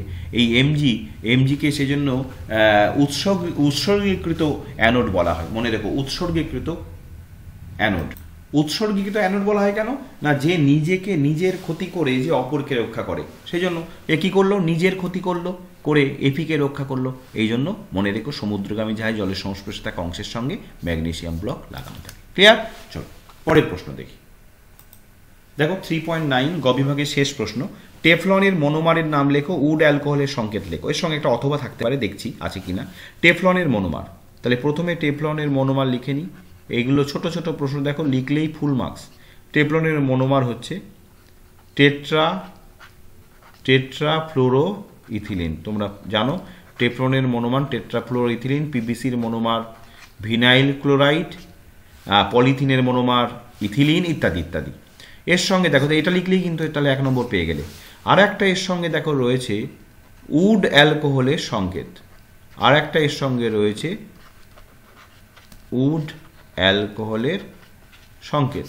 ওকে, তাহলে উড অ্যালকোহলের সংকেত কি হবে? দেখো অনেকের কাছে প্রশ্নটা অজানা লাগতে পারে, ব্যাপারটা জেনে নাও তোমরা। উড অ্যালকোহল কাকে বলা হয়? উড অ্যালকোহল হচ্ছে মিথানলকে, মিথাইল অ্যালকোহলকে বলা হয়, মিথাইল অ্যালকোহলকে বলা হয় উড অ্যালকোহল। ওকে, মিথাইল অ্যালকোহলকে বলা হয় কি বলা হয়? Wood alcohol. তাহলে তার সংকেত কি? তোমরা প্রত্যেকেই জানো মিথাইল অ্যালকোহলের সংকেত হচ্ছে CH3OH। ক্লিয়ার? তাহলে এই দুটো প্রশ্ন কিন্তু লিখে দিলেই 2 নম্বর পাওয়া যাবে। টেট্রাফ্লোরোইথিলিন টেফলনের মনোমার, আর উড অ্যালকোহলের সংকেত হচ্ছে মিথাইল অ্যালকোহল। দেখি আর কোনো প্রশ্ন এর সঙ্গে অথবা থাকে অনেক সময়, দিকে আছে কিনা। ওকে, দেখো একটা অথবার প্রশ্ন রয়েছে, একটা রূপান্তর। C2H5OH থেকে উৎপন্ন করতে হবে কি? ইথিলিন উৎপন্ন করতে হবে। চলো করি। আচ্ছা, C2H5OH-কে আমরা এইভাবে লিখতে পারি, CH3CH2OH।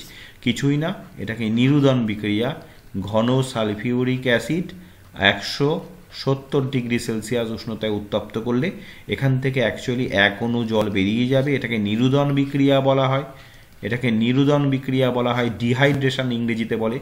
ডিহাইড্রেশন, 1 মলিকুল ওয়াটার বেরিয়ে গিয়ে আলটিমেটলি তৈরি হবে CH2CH2, দ্যাট ইজ ইথিলিন। মনে রেখো। ক্লিয়ার? চলো, তাহলে এইভাবে গ বিভাগ কমপ্লিট করলাম। চলো এবার আমরা খ বিভাগে ঢুকবো। তো চলো শুরু করি বিভাগ খ। এখানে তোমরা জানো 21টি প্রশ্ন থাকে, 21টি প্রশ্নের মধ্যে সত্য মিথ্যা, ম্যাচিং, সরাসরি উত্তর, এক কথায় উত্তর, নানান ধরনের প্রশ্ন থাকে, শূন্যস্থান পূরণ থাকে। তো চলো 21টি প্রশ্ন আমরা ফেস করি। 2.1 বায়োগ্যাসের একটি ব্যবহার লেখো। বায়োগ্যাসের অনেক ব্যবহার রয়েছে, এরকম লেখা যেতে পারে। 1 নম্বর, একটাই চেয়েছে, আমি 1, 2, 3টে তোমাদের বলে দিচ্ছি। এখানে রান্নার কাজে জ্বালানি রূপে ব্যবহার করা হয়। ওকে, রান্নার কাজে জ্বালানি রূপে ব্যবহার করা হয়। ওকে, গৃহস্থালির বিদ্যুৎ চাহিদা মেটাতে, গৃহস্থালির বিদ্যুৎ চাহিদা মেটাতেও ব্যবহৃত হয় বায়োগ্যাস। ওকে, বিদ্যুৎ চাহিদা মেটাতে ব্যবহার করা হয়। আচ্ছা, 2.1 একটা প্রয়োজন, দুটো লিখে দিলাম। এছাড়া আলো জ্বালাতে, জল গরম করতে, ছোট পাম্প চালাতে ইত্যাদি কাজেও বায়োগ্যাস ব্যবহার করা হচ্ছে বা হয়। 2 নম্বরে দেখো, ফায়ার আইস কি? খুব গুরুত্বপূর্ণ প্রশ্ন এটা। দেখো, ফায়ার আইস হচ্ছে নির্দিষ্ট মানের উষ্ণতা এবং চাপে জলের অণুগুলি কি করে, খাঁচার মতন গঠন তৈরি করে। জলের অণুগুলো খাঁচার মতন গঠন তৈরি করে, তার মধ্যে কি হয়, মিথেনের অণুগুলো আটকে যায়। আটকে গিয়ে এক ধরনের যুত যৌগ উৎপন্ন করে। যেমন সংকেত বলে দিই, তার সংকেত হচ্ছে 4CH4 23H2। এটা একটা কেলাসাকার কঠিন পদার্থ, কেলাসাকার কঠিন পদার্থ, সাদা কঠিন পদার্থ একে বলা হয়। একে মিথেন ক্লাটলেটস বা মিথেন হাইড্রেট বলা হয়।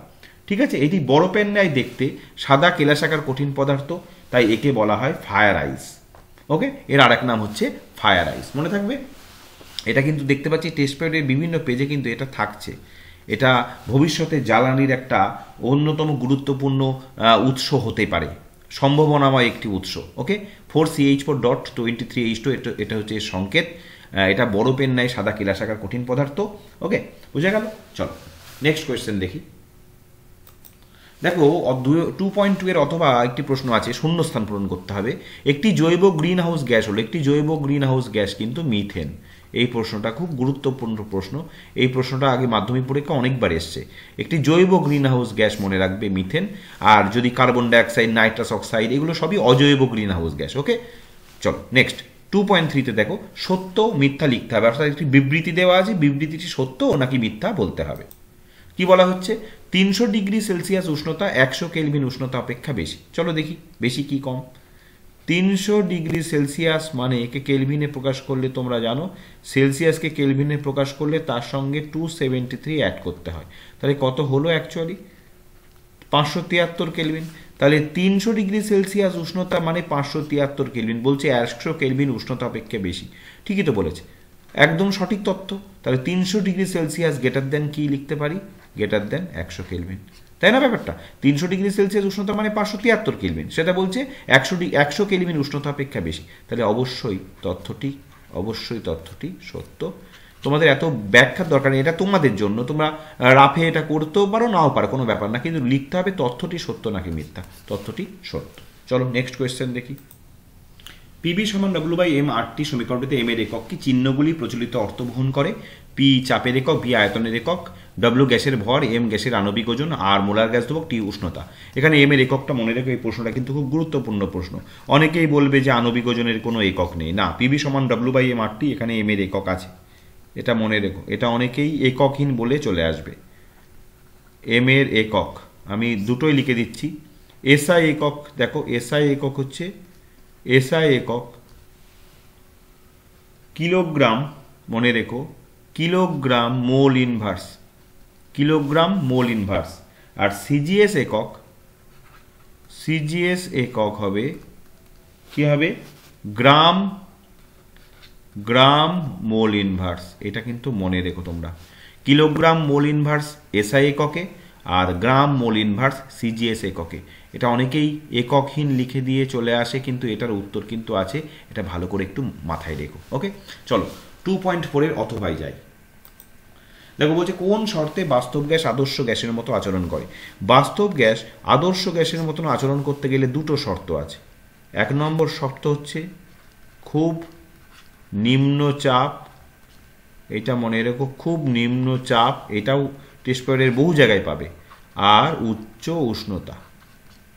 ওকে, এই দুটো শর্তে বাস্তব গ্যাস আদর্শ গ্যাসের নিয়ে আচরণ করবে, অর্থাৎ বাস্তব গ্যাস PV = nRT সমীকরণ মেনে চলবে। ওকে, কি হবে? খুব নিম্নচাপ আর উচ্চ উষ্ণতা। 1 নম্বরের ছোট ছোট প্রশ্ন, সেজন্য এখানে উত্তর একদম টু দ্য পয়েন্ট হবে, ছোট্ট ছোট্ট উত্তর লিখে বেরিয়ে যাবে, কোনো এক্সট্রা ইনফরমেশন লেখার দরকার নেই।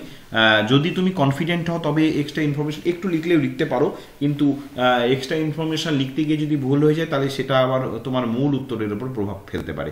সেই জন্য যতটুকু জানো, সঠিক জানো, সেটুকু লিখবে। আমি এখানে যেহেতু তোমাদের পেজটা আলোচনা করছি উত্তর দেওয়ার সাথে সাথে, সেই জন্য আমি কিছু এক্সট্রা তথ্য তোমাদের লিখছি, সেগুলো তোমরা ভেবো না সেগুলো আবার পরীক্ষার খাতায় তোমাদের লিখতে হবে। তোমাদের পরীক্ষার খাতায় তোমরা কিন্তু টু দ্য পয়েন্ট আনসার করবে। ওকে, চলো নেক্সট প্রশ্ন দেখি। দেখো বলছি দ্বিধাতব পাতের একটি ব্যবহার, একটি ব্যবহার লিখতে বলেছে। দ্বিধাতব পাতকে ব্যবহার করা হয় কোথায় বলে দিই। দ্বিধাতব পাতকে ব্যবহার করা হয় থার্মোস্ট্যাট যন্ত্রে, এটা মনে রেখো। থার্মোস্ট্যাট যন্ত্রে দ্বিধাতব পাত ব্যবহার করা হয়। এছাড়া অ্যাডিশনাল ইনফরমেশন আমি দিয়ে রাখি, দ্বিধাতব পাত ব্যবহার করা হয় ফায়ার অ্যালার্ম, যে বিভিন্ন বড় হাসপাতাল, বড় অফিস, এই সমস্ত জায়গায় ফায়ার অ্যালার্ম থাকে, সেখানে দ্বিধাতব পাত ব্যবহার করা হয়। ওকে, তারপরে দেখো একটি অবতল দর্পণকে 2.6 এর প্রশ্ন, জলে ডোবালে ফোকাস দৈর্ঘ্যে কি পরিবর্তন ঘটবে? ফোকাস দৈর্ঘ্যের কোনো পরিবর্তন ঘটবে না, পরিষ্কার জেনে রাখো। এখানে উত্তর লিখে দিলাম ফোকাস।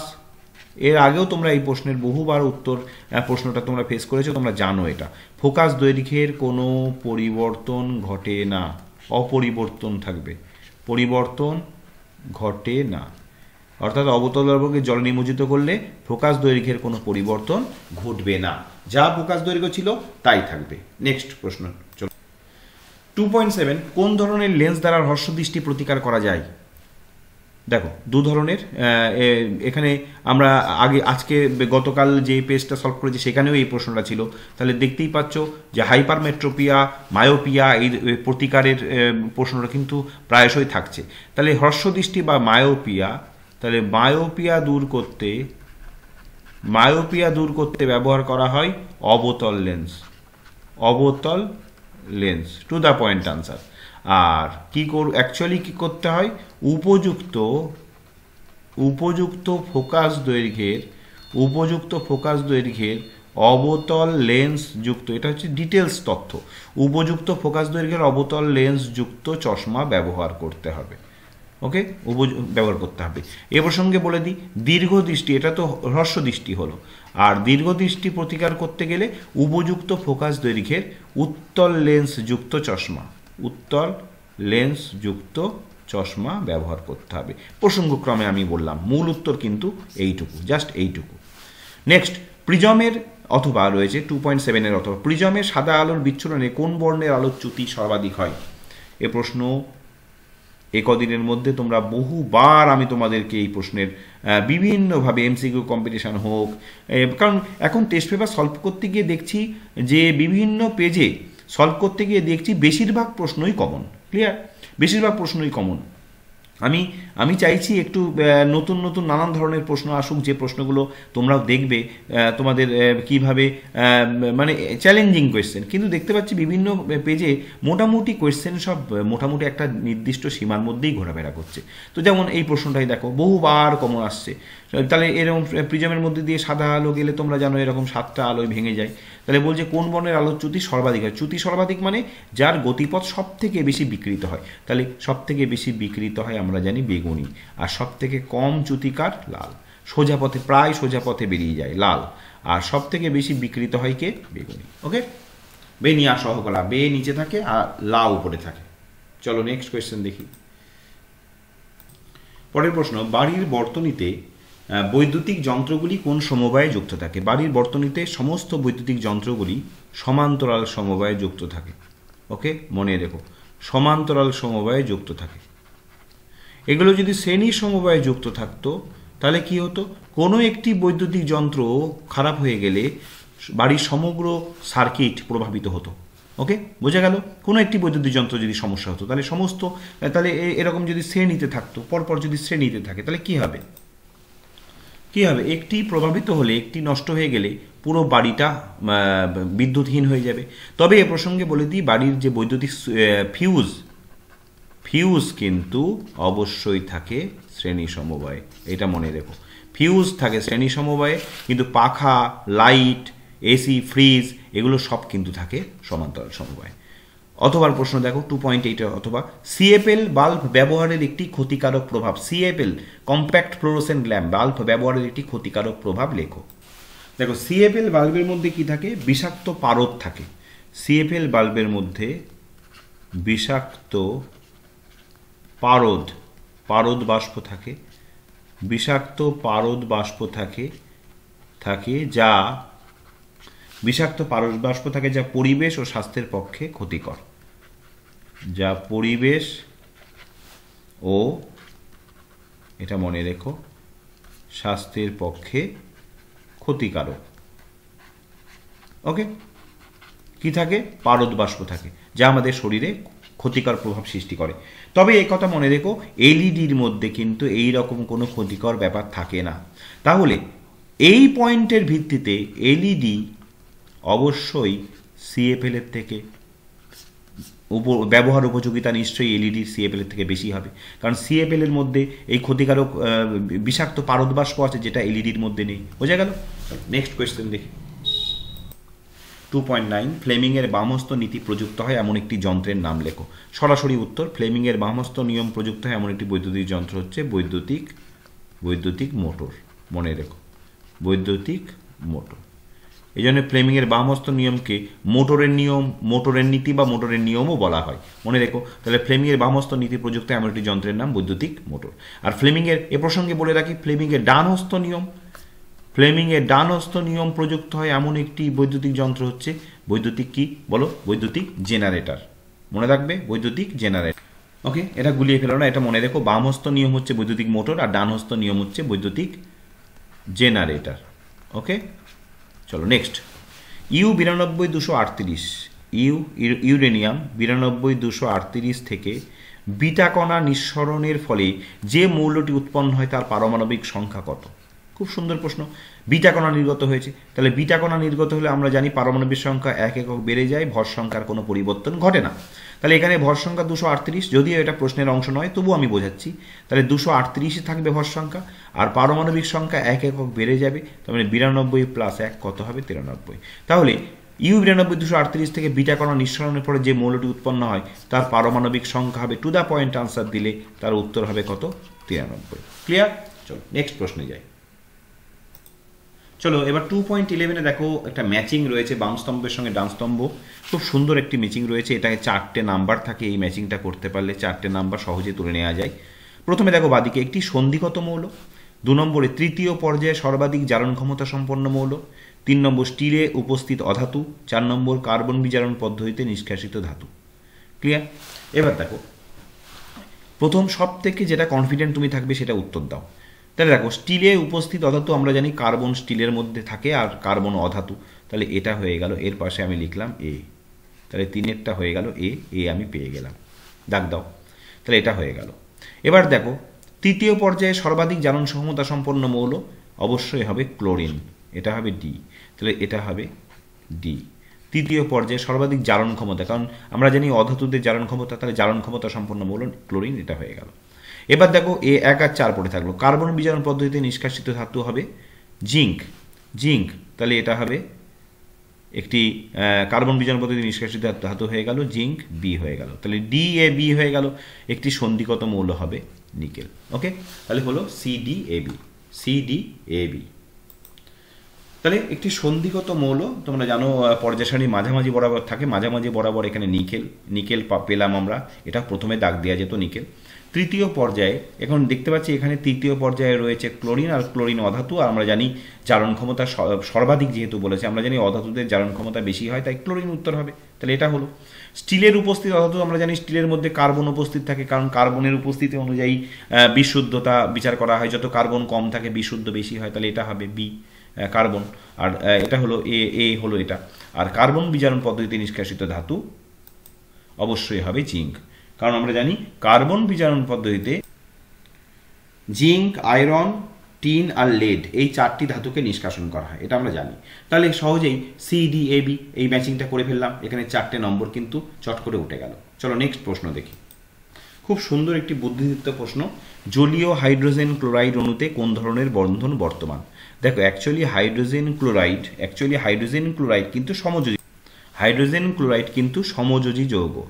দেখো HCl সমযোজী যৌগ, এখানে সমযোজী বন্ধন রয়েছে, পরিষ্কার সমযোজী বন্ধন বর্তমান। কিন্তু তোমরা জানো HCl এমন একটি সমযোজী যৌগ, যাকে জলে দ্রবীভূত করলে এরা আয়নিত হয়ে যায়, H+ আর Cl- আয়নে ভেঙে যায়। এটা তোমরা জানো, এটা একটা এক্সেপশনাল প্রশ্ন, অনেক জায়গায় তোমরা এর উত্তর করেছো যে এমন একটি সমযোজী যৌগের উদাহরণ দাও যেটা জলীয় দ্রবণে তড়িৎ পরিবহন করে। কেন তড়িৎ পরিবহন করে? কারণ হাইড্রোজেন ক্লোরাইডকে জলে দ্রবীভূত করলে এরা আয়নে বিভক্ত হয়ে যায়। তাই দেখো বলেছে জলীয় হাইড্রোজেন ক্লোরাইড অণুতে কোন ধরনের বন্ধন বর্তমান। এখন জলীয় হাইড্রোজেন ক্লোরাইডে এরা যেহেতু H+ আর Cl- দুটো বিপরীতধর্মী আয়ন উৎপন্ন করছে, একটা হচ্ছে দেখো H+, তাহলে এটা ক্যাটায়ন, আর Cl- দেখো এটা অ্যানায়ন। এখন ক্যাটায়ন অ্যানায়নের মধ্যে কি ধরনের বন্ধন কাজ করে তোমরা জানো? ক্যাটায়ন অ্যানায়নের মধ্যে আয়নীয় বন্ধন কাজ করে। তাহলে আমরা বলতে পারি যে জলীয় হাইড্রোজেন ক্লোরাইড অণুতে কোন ধরনের বন্ধন? আয়নীয় বন্ধন। ক্লিয়ার? খুব সুন্দর কিন্তু প্রশ্ন, খুব সুন্দর বুদ্ধিদীপ্ত প্রশ্ন।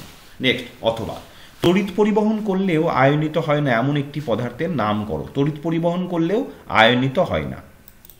দেখো এমন পদার্থ অনেক আছে যেমন তড়িৎ পরিবহন করলে আয়নিত হয় না। প্রথমে বলতে পারি গ্রাফাইট।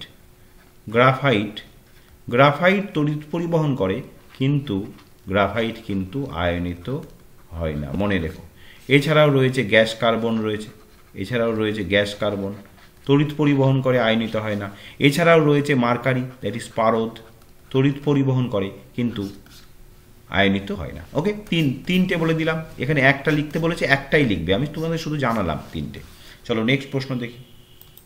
তড়িৎ বিশ্লেষণ প্রক্রিয়ায় এসি তড়িৎ ব্যবহার করা যেতে পারে, সত্য বা মিথ্যা লেখো। অবশ্যই তথ্যটি মিথ্যা। কারণ তড়িৎ বিশ্লেষণ প্রক্রিয়ায় সর্বদাই কি তড়িৎ ব্যবহার করা হয়? ডিসি তড়িৎ, যেটাকে বাংলায় বলা হয় সমপ্রবাহ। ওকে, ডাইরেক্ট কারেন্ট বা ডিসি প্রবাহ, সমপ্রবাহ।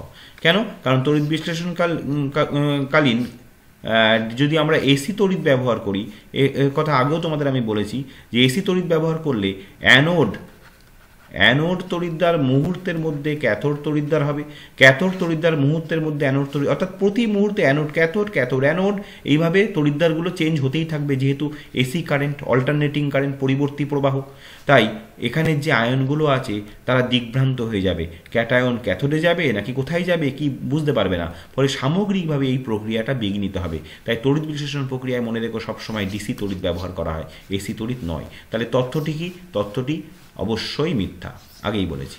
নেক্সট চলো, অ্যামোনিয়া গ্যাসকে শুষ্ক করতে কোন পদার্থ ব্যবহার করা হয়? দেখো অ্যামোনিয়া গ্যাসকে শুষ্ক করতে ব্যবহার করা হয় কলিচুন, শুষ্ক কলিচুন। কেন শুষ্ক কলিচুন? দেখো অ্যামোনিয়া নিজে কি? অ্যামোনিয়া নিজে ক্ষারীয় পদার্থ। তাহলে ক্ষারীয় পদার্থকে আমি তোমাদের বহুবার এই লজিকটা শিখিয়েছি। ক্ষারীয় পদার্থকে শুষ্ক করতে আমরা কি ব্যবহার করব? কোনো ক্ষারীয় পদার্থই ব্যবহার করব, নিশ্চয়ই আম্লিক পদার্থ ব্যবহার করব না। তাই অ্যামোনিয়া গ্যাসকে শুষ্ক করতে ক্ষারীয় পদার্থ ব্যবহার করব, এক্ষেত্রে ব্যবহার করা হয় কি? শুষ্ক কলিচুন। ওকে, যদি কোনো আম্লিক পদার্থ ব্যবহার করি, ঘন সালফিউরিক অ্যাসিড বা কিছু ব্যবহার করলাম, তাহলে অ্যামোনিয়া তার সঙ্গে বিক্রিয়া করে লবণ আর জল উৎপন্ন করবে। ফলে মূল যে শুষ্ক করার কাজের জন্য ব্যবহার করলে মূল পদার্থটা অন্য পদার্থ উৎপন্ন হয়ে যাবে, অর্থাৎ অনাকাঙ্ক্ষিত একটি নতুন যৌগ তৈরি হয়ে যাবে। তাই অবশ্যই অ্যামোনিয়া গ্যাসকে শুষ্ক করতে কলিচুন ব্যবহার করা হয়। ওকে, চলো নেক্সট কোয়েশ্চেন দেখি। দেখো কোয়েশ্চেন 2.15, বলয় পরীক্ষা দ্বারা কোন অ্যাসিডকে শনাক্ত করা হয়? বলয় পরীক্ষা দ্বারা নাইট্রিক অ্যাসিডকে শনাক্ত করা হয়। মনে রেখো, বলয় পরীক্ষা দ্বারা নাইট্রিক অ্যাসিডকে শনাক্ত করা হয়। ওকে, এক্ষেত্রে কি করা হয়? একটি টেস্ট টিউবের মধ্যে নাইট্রিক অ্যাসিড নেওয়া হয়, সদ্য প্রস্তুত ফেরাস সালফেটে নেওয়া হয়, আর গাঢ় সালফিউরিক অ্যাসিড যোগ করা হয়। তাতে দেখা যায় একটা মাঝখানে একটা বাদামি বর্ণের বলয়, একটা রিং তৈরি হয়েছে। এটাকে রিং টেস্টও বলা হয়। এই যৌগটার নাম হচ্ছে penta aqua nitrosyl iron 2 sulphate, অর্থাৎ এই যৌগটার সংকেত হচ্ছে Fe(H2O5NO)SO4। এই বাদামি যৌগটার নাম penta aqua nitrosyl iron 2 sulphate. Okay, এই রিংটার নাম। তাহলে এটা বলয় পরীক্ষা দ্বারা কোনো এই প্রশ্নটার সরাসরি উত্তর হচ্ছে নাইট্রিক অ্যাসিড, আর এইগুলো এক্সট্রা অ্যাডিশনাল ইনফরমেশন। অথবা দেখো লেড নাইটের দ্রবণে H2S চালনা করলে যে কালো অধক্ষেপ পাওয়া যায় তার সংকেত হচ্ছে PbS। এইটা হচ্ছে এটা লিখলেই 1 নম্বর পেয়ে যাবে। অ্যাকচুয়ালি ব্যাপার কি, লেড নাইটেড মানে PbNO3। এবার লেড নাইটেড মানে PbNO3 হোল 2, লেডের ভ্যালেন্সি 2, তাহলে PbNO3 হোল 2 এর সঙ্গে হাইড্রোজেন সালফাইডের বিক্রিয়ায় আলটিমেটলি তৈরি হয় PbS। PbS এর একটা কালো রঙের অধক্ষেপ পড়ে, ওকে, আর সেই সঙ্গে তৈরি হয় 2HNO3। যাই হোক, তাহলে এই যে কালো অধক্ষেপটা, এটা কিন্তু লেড নাইট্রেটের সঙ্গে H2S, এটা কিন্তু H2S এর শনাক্তকরণ পরীক্ষাও বটে। ঠিক আছে, তোমাদের লেড নাইট্রেট দেবো না, H2S যে কালো অধক্ষেপ তার সংকেত লিখলে সরাসরি কিন্তু এটা লিখবে। ঠিক আছে, তাহলে নেক্সট কোয়েশ্চেনে চলো। দেখো পরের প্রশ্ন 2.16, ক্যালামাইন কোন ধাতুর আকরিক? ক্যালামাইন জিঙ্ক ধাতুর আকরিক। ক্যালামাইন কোন ধাতুর আকরিক? ক্যালামাইন জিঙ্ক ধাতুর আকরিক। ওকে, জিঙ্ক ধাতুর আকরিক, সরাসরি উত্তর। এবার এই ক্যালামাইনের সংকেত হচ্ছে ZnCO3, মনে রেখো ZnCO3 ক্যালামাইনের সংকেত, এটা জিঙ্ক ধাতুর আকরিক। পরের প্রশ্ন 2.17, N সংখ্যক কার্বন পরমাণুযুক্ত অ্যালকেনের হাইড্রোজেন পরমাণুর সংখ্যা কত? তার আগে একটু দেখে নাও তো, অ্যালকেনের সাধারণ সংকেতে চলো যাই। অ্যালকেনের সাধারণ সংকেত, অ্যালকেনের সাধারণ সংকেত কি হয়? CnH2n+2, CnH2n+2 অ্যালকেনের সাধারণ সংকেত। এবার দেখো এখানে C এর পায়ে N মানে কার্বনের সংখ্যা কত? N সংখ্যক, এখানে প্রশ্নই বলেছে N সংখ্যক কার্বন পরমাণুযুক্ত, সেটা দেখো অলরেডি হয়েই আছে, সাধারণ সংকেত থেকে বুঝতে পারছো। তাহলে N সংখ্যক কার্বন পরমাণুযুক্ত অ্যালকেনের হাইড্রোজেন পরমাণুর সংখ্যা কত? এই যে এটাই উত্তর, হাইড্রোজেনের। তাহলে C এর পায়ে N আছে মানে এইটা কার্বনের সংখ্যা, H এর পায়ে 2n+2 আছে মানে এটা হাইড্রোজেন পরমাণুর সংখ্যা। সুতরাং সাধারণ সংকেত থেকেই এটা পাওয়া গেল, হাইড্রোজেন পরমাণু সংখ্যা সমান সমান তাহলে কত হবে? 2n+2। ওকে, 2n+2। এবার এই প্রশ্নটা যদি n না বলে, যদি বলে 3 সংখ্যক কার্বন পরমাণুযুক্ত অ্যালকেনের হাইড্রোজেন পরমাণুর সংখ্যা কত, সেটা কি করে বের করবে? তাহলে n এর জায়গায় 3 বসিয়ে দাও। n এর জায়গায় যদি 3 বসিয়ে দাও তাহলে এটা হবে 2n+2 এর ভ্যালুটা বের করে নাও, তাহলে সেটাই উত্তর, হাইড্রোজেন পরমাণু। তাহলে 2n, n এর জায়গায় 3 বসাও +2, তাহলে 3 দুগুণে 6 আর 2 8। তাহলে বুঝতে পারলে, যদি কার্বনের সংখ্যা 3 হয় তাহলে হাইড্রোজেনের সংখ্যা কত হবে? এই n এর জায়গায় 3 বসিয়ে নাও, 3 দুগুণে 6 +8। যদি বলে 4 কার্বন পরমাণু সংখ্যাযুক্ত অ্যালকেন, তাহলে n এর জায়গায় 4 বসিয়ে নাও, 4 দুগুণে 8 +2 10। ওকে, নেক্সট চলো দেখি। ওকে, খ বিভাগে এইটাই আমাদের শেষ প্রশ্ন। খ বিভাগে CH3 CH2 CHO যৌগটির IUPAC নাম কি? দেখো CH3 CH2 CHO, তাহলে আমি তোমাদের শিখিয়েছিলাম, কি শিখিয়েছিলাম? নাম। IUPAC-তে শিখিয়েছি নাম প্লাস পদবী। এবার নাম কি দিয়ে হয়? নাম্বার অফ কার্বন দিয়ে। কটা কার্বন? 1 2 3টে কার্বন হলে কি হয়? Meth eth prop. তাহলে লিখে নাও, তাহলে 3টে কার্বন মানে প্রোপ। এবার দেখো এর মধ্যে কার্যকরী গ্রুপ কি আছে? এই যে CHO গ্রুপ আছে। CHO কার্যকরী গ্রুপ থাকলে নামের উচ্চারণটা কি হয়? আমি তোমাদের বলেছি পদবীতে কি যোগ হয়? আনঅ্যাল। তাহলে এর সঙ্গে তাহলে কি যোগ হবে? আনঅ্যাল যোগ হবে। তাহলে দুটোকে এবার এক জায়গায় করে দাও, তাহলে কি হলো? প্রোপানল। That's all. তাহলে CH3 CH2 CHOর IUPAC নাম কি? প্রোপানল। এভাবে আমরা খ বিভাগটাও কমপ্লিট করে ফেললাম। ওকে, প্রতিদিন যেহেতু ক খ গতে যাচ্ছি, আজকে উল্টোটা করেছি, গ খ কতে যাব। চলো এবার আমরা 15টে MCQ সলভ করব। চলো আমরা এবার বিভাগ ক দেখব। আমরা একদম শেষ পর্যায়ে পৌঁছে গেছি। বিভাগ গ করেছি, খ করেছি, এবার বিভাগ ক, যেখানে 15টি MCQ থাকবে। সেখানে কোনো অর থাকে না, তোমরা জানো 15টি প্রশ্নেরই সঠিক উত্তর দিতে হয়, কোনো অর থাকে না। এবং এ প্রসঙ্গে একটা কথা বলে রাখি, এখানে কিন্তু কোনো নেগেটিভ মার্কিং নেই, তাই তোমরা মাধ্যমিক পরীক্ষায় কিন্তু MCQ একটাও ছেড়ে আসবে না। প্রত্যেকটা প্রশ্ন যেগুলো কনফিডেন্ট সেগুলো তো উত্তর করবেই, একদম শেষে ছেড়ে আসবে না একটা প্রশ্ন, যেগুলো মনে হচ্ছে যে এগুলো হতে পারে সেই উত্তরগুলো কিন্তু করে আসবে, এখানে কোনো নেগেটিভ মার্কিং নেই। চলো 1.1, নিচের কোন গ্যাসটি ওজোন স্তরকে ক্ষয় করে না? Option A NO, option B N2O, option C CO2, option D CFC। এদের মধ্যে ওজোন স্তরকে ক্ষয় করে, NO করে, N2O করে, CFC করে। তাহলে ওজোন স্তরকে ক্ষয় করে না হবে কোনটা? সি। তাহলে এটা হবে উত্তর, অর্থাৎ 1.1 এর উত্তর হবে অপশন সি CO2।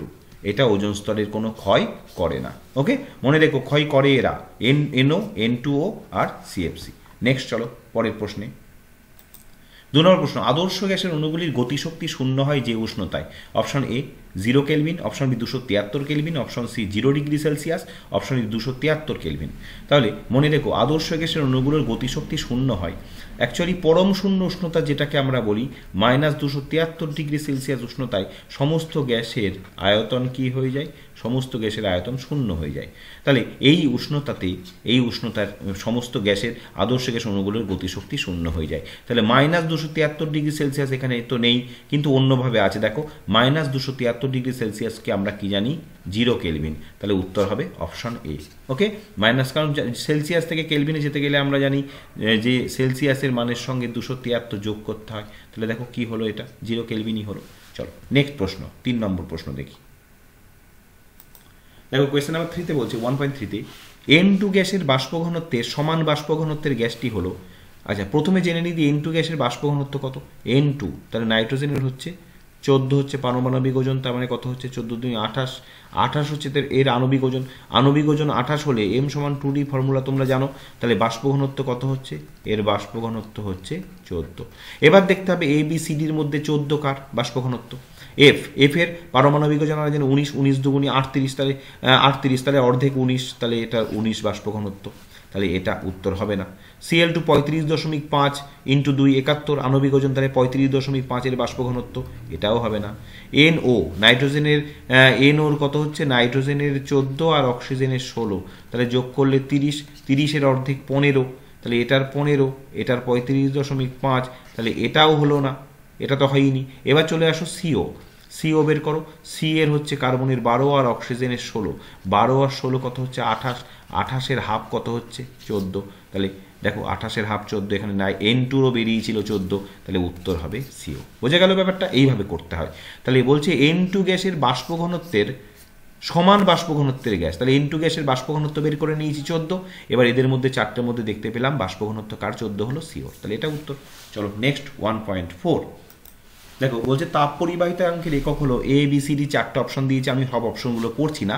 সঠিক উত্তরটা আমি বলে দিই, সঠিক উত্তর হবে অবশ্যই, সঠিক উত্তর হবে 1.4-এর বিয়েরটা, এটা সঠিক উত্তর হবে কি? Calorie, second inverse, centimetre inverse, degree Celsius inverse. এটা মুখস্থ রেখো, এটা কিন্তু খুব গুরুত্বপূর্ণ। এটা বিভিন্ন পেজে এই প্রশ্নটা কিন্তু দেখছি। তাপ পরিবাহিতাঙ্কের তাপের চ্যাপ্টার থেকে MCQ আসলে মূলত এই প্রশ্নটাই আসে, তাপ পরিবাহিতাঙ্কের একক। চলো নেক্সট প্রশ্ন দেখি।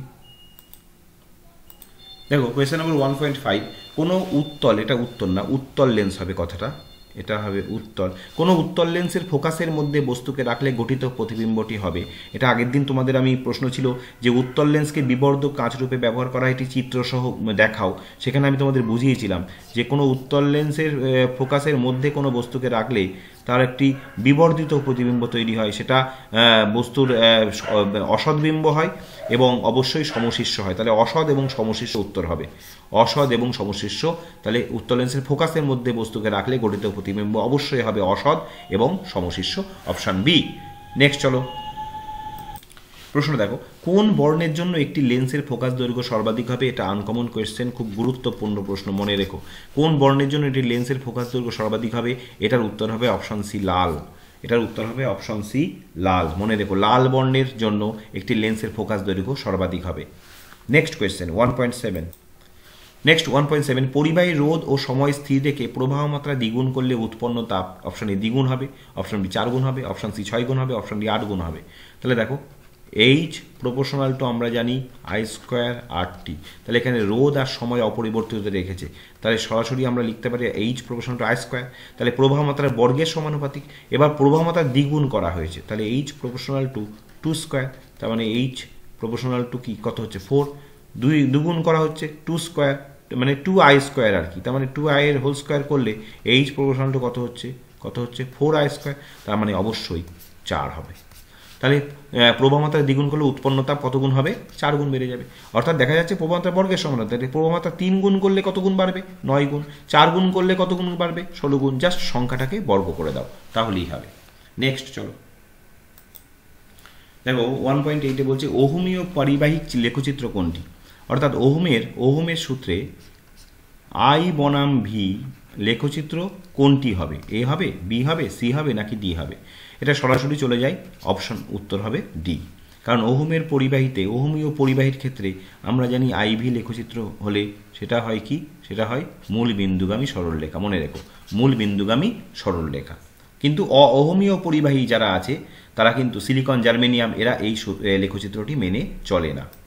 দেখো পরের প্রশ্ন বলছে একটি আলফা কণায় নিউট্রন সংখ্যা, option A 1, option B 2, option C 3, option D 4। আর তার আগে বলে দিই, আলফা মানে হচ্ছে 2 একক ধনাত্মক আধানযুক্ত হিলিয়াম আয়ন, তাহলে He2+। এবার আমরা জানি হিলিয়াম পরমাণুতে, ভালো করে বুঝে নাও, একটি হিলিয়াম পরমাণুতে ইলেকট্রন থাকে 2টো, প্রোটন থাকে 2টো, আর নিউট্রন থাকে 2টো। এখানে 2+ মানে এই 2টো ইলেকট্রন বেরিয়ে গেছে, তাই তো? কিন্তু 2টো ইলেকট্রন বেরিয়ে গেলেও নিউট্রন সংখ্যা আর প্রোটন সংখ্যা কিন্তু একই রয়েছে। ওরা তো নিউক্লিয়াসে থাকে, ওরা তো আর বেরোতে পারেনি। তাহলে এবার জানতে চেয়েছে নিউট্রন সংখ্যা কত, তাহলে অবশ্যই উত্তর হবে অপশন বি 2। তাহলে একটি আলফা কণায় নিউট্রন সংখ্যা হচ্ছে 2। ভালো ভালো প্রশ্ন কিন্তু রয়েছে এই পেপারটাই। ওকে, চলো 1.10 দেখি এবার।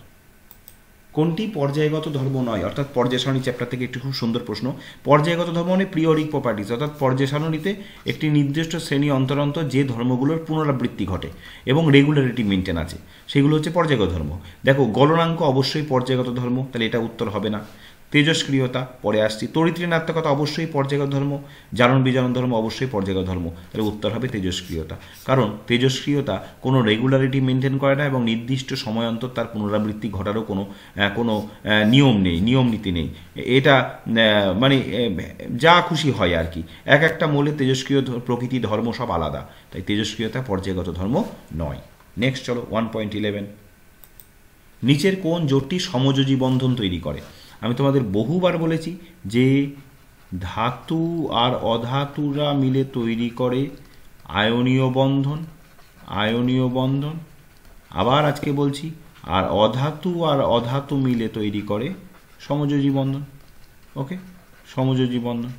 এবার বলছে কোন জোটটি সমযোজী বন্ধন তৈরি করে, তাহলে এর মধ্যে খুঁজে দেখব অধাতু আর অধাতু কোথায় আছে। দেখো সোডিয়াম ধাতু, ক্লোরিন অধাতু, তাহলে এটা উত্তর হবে না, কারণ এটা তড়িৎযোজী আয়নীয় বন্ধন তৈরি করবে। আচ্ছা, কার্বন অধাতু, হাইড্রোজেন অধাতু, তাহলে এটা উত্তর হতে পারে, দেখি পরে চলো। ক্যালসিয়াম ধাতু, অক্সিজেন অধাতু, তাহলে এটাও কি বন্ধন তৈরি করবে? আয়নীয় বন্ধন। পটাশিয়াম ধাতু, ব্রোমিন অধাতু, তাহলে এটাও আয়নীয় বন্ধন তৈরি করবে। তাহলে এ, সি আর ডি হবে না, তাহলে হবে হচ্ছে অপশন বি। তাহলে অপশন বিতে কি রয়েছে? অধাতু কার্বন আর অধাতু হাইড্রোজেন। অধাতু অধাতু কি বন্ধন তৈরি করে? সমযোজী বন্ধন। ওকে, নেক্সট চলো 1.12। তো দেখো 1.12, তড়িৎ বিশ্লেষণ পদ্ধতিতে কপার বিশুদ্ধকরণের সময় অ্যানোড হিসেবে ব্যবহৃত হয় কোনটি? এ বিশুদ্ধ কপার দণ্ড, বি অবিশুদ্ধ কপার দণ্ড, সি প্লাটিনাম দণ্ড, সি ডি গ্রাফাইট দণ্ড। দেখো তড়িৎ বিশ্লেষণ পদ্ধতিতে কপার বিশুদ্ধকরণের সময় অ্যানোড হিসেবে অবশ্যই ব্যবহৃত হবে অপশন বি অবিশুদ্ধ কপার দণ্ড। অ্যানোড হিসাবে অবিশুদ্ধ কপার দণ্ড ব্যবহার করা হয়। সেক্ষেত্রে ক্যাথোড হিসেবে ব্যবহার করা হয় বিশুদ্ধ কপার দণ্ড। এটা কিন্তু তোমাদের বড় প্রশ্ন রেডি করতে হবে, এটা পরীক্ষায় আসবে। বিশুদ্ধ কপার দণ্ড ক্যাথোড, অবিশুদ্ধ কপার দণ্ড অ্যানোড।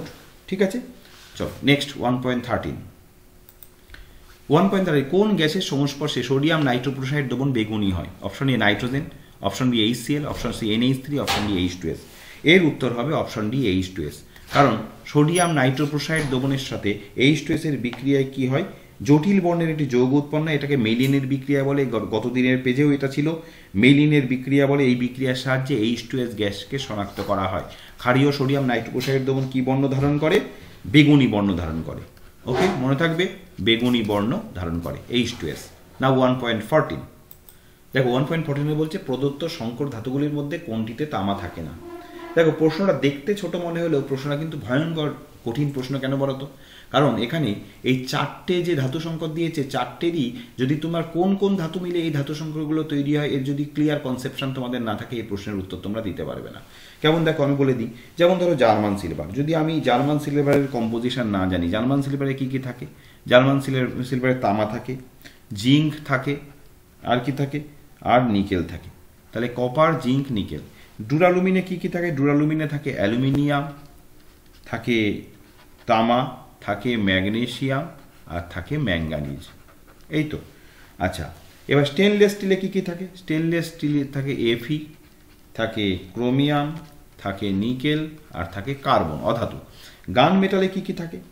গান মেটালে থাকে হচ্ছে দেখো, গান মেটালে থাকে কপার, জিঙ্ক আর টিন। তাহলে কপার, জিঙ্ক আর টিন। এইবার এত কিছু জানতে হবে তবে এই প্রশ্নের উত্তর দিতে পারবে। তাহলে অবজেক্ট এমসিকিউ অনুযায়ী প্রশ্নটা কিন্তু বেশ কঠিন। দেখো কোনটিতে তামা থাকে না, তাহলে দেখো তো এর মধ্যে তামা আছে, এর মধ্যে তামা আছে, এর মধ্যে তামা আছে, তাহলে থাকে না কোনটাই? উত্তর হবে স্টেনলেস স্টিল। ওকে, এরকম। শেষ প্রশ্ন দেখবো আমরা আজকের পেজের এবং এমসিকিউ এর লাস্ট। দেখো বলছে ভিনিগারে উপস্থিত কার্যকরী মূলক হলো, option A C O, option B C H O, option C COOH, option D OH। তাহলে ভিনিগার, ভিনিগার মানে আমরা কি জানি? ভিনিগার মানে হচ্ছে অ্যাসিটিক অ্যাসিড। ভিনিগার মানে হচ্ছে অ্যাসিটিক অ্যাসিড। এবার অ্যাসিডের মধ্যে কি কার্যকরী মূলক থাকে আমরা জানি, অ্যাসিডের মধ্যে COOH গ্রুপ থাকে। তাহলে এখানে উত্তর হবে কি? উত্তর হবে অপশন সি COOH। ভিনিগারে উপস্থিত কার্যকরী মূলক COOH। ওকে, তাহলে আজকে আমরা কি করলাম? আমরা 267 পেজ সলভ করলাম, যেখানে ক বিভাগ, খ বিভাগ, গ বিভাগ, তিনটে বিভাগ আমরা সলভ করলাম। ওকে, আমাদের খুব তাড়াতাড়ি লাইভ প্রোগ্রাম আবার চালু হবে এবং রবিবার দিন মেগা এমসিকিউ কম্পিটিশনের পার্ট 3 রয়েছে, তোমরা অবশ্যই প্রত্যেকে পার্টিসিপেট করো। ক্লিয়ার? আর আমার এই ভিডিও যদি ভালো লাগে অবশ্যই লাইক, কমেন্ট, শেয়ার করো, প্রত্যেকে আমার সাথে থেকো এবং আমার চ্যানেলটিকে সামনের দিকে এগিয়ে নিয়ে যাওয়ার জন্য যদি এখনও আমার চ্যানেলটিকে সাবস্ক্রাইব না করো এক্ষুনি সাবস্ক্রাইব করে দাও। ওকে, প্রত্যেকে সুস্থ থেকো, ভালো থেকো। আবার নতুন কোনো পেজের সমাধান নিয়ে খুব তাড়াতাড়ি দেখা হচ্ছে তোমাদের সঙ্গে। ওকে, রাখি আজকের মতন।